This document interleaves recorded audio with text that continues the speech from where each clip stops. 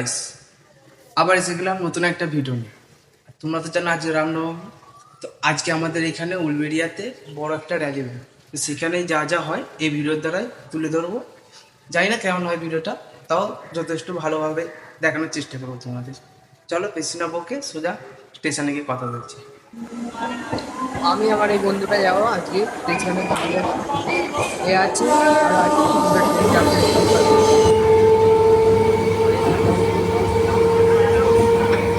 উলবেড়িয়া স্টেশনে নেমে দেখি বন্দে ভারত ট্রেন দাঁড়িয়ে আছে। এই উলবেড়িয়া স্টেশনটা আমাদের বাউরিয়া থেকে 2টো স্টেশনের পর, খুব কাছে বলতে গেলে। র্যালি উপলক্ষে রাস্তায় প্রচুর ভিড় ছিল, এত পুলিশ ছিল দেখে আমার ভয় লাগছে নিজের।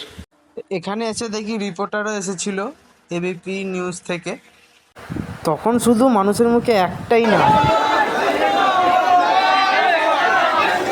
দেখো এইটা একটা ছোট্ট প্যান্ডেল বলতে পারো, থিম, এতেই ঠাকুর আছে। এখানে দেখলাম মেয়েরা সব হাতে লাঠি নিয়ে নাচছে, জানি না কি বলে এটাকে, তাও তোমরা বলো কমেন্টে। এই রাম র্যালিতে প্রতিটা মানুষের হাতে রামের ঝান্ডা। রাস্তায় প্রচুর ভিড়ও জমেছিল, কোনো গাড়িও যেতে পারেনি। অনেক কষ্ট করে ভিডিও বানিয়েছে, একটা লাইক তো করতেই হবে বলো। এই র্যালিতে অনেক জায়গা থেকে ছেলে এসেছিল। এত ভিড়, গরমেতে নাচছে কিভাবে সেটা আমি ভেবে পাচ্ছি না। আমার তো ওখানে হালত খারাপ হয়ে গেছিলো গরমেতে।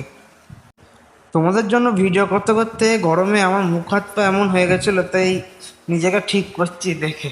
কিছু চাই না, চ্যানেলটা সাবস্ক্রাইব, ভিডিওটা একটা লাইক করে দাও। বক্সের সামনে এসে দেখি সব এত নাচ করছে, হাতে সব অস্ত্র নিয়ে আছে, কি রামের ঝান্ডা নিয়ে আছে, অনেক লোক ছিল। আমি কিছুক্ষণ ভিডিওটা অন রাখলাম, দেখে না।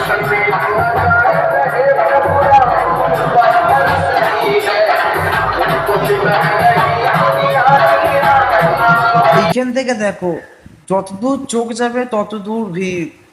এত ভিড় হয়েছিল রাম র্যালিটায়, কি বলবো। খালি রামের ঝান্ডাকে রামের ঝান্ডা নিয়ে ঘোরাচ্ছি আর মাথায় লেগে যাচ্ছি। কি ভিড় বলবো তোমার। আমার লাইফে এই প্রথমবার র্যালিতে এত ভিড় দেখলাম।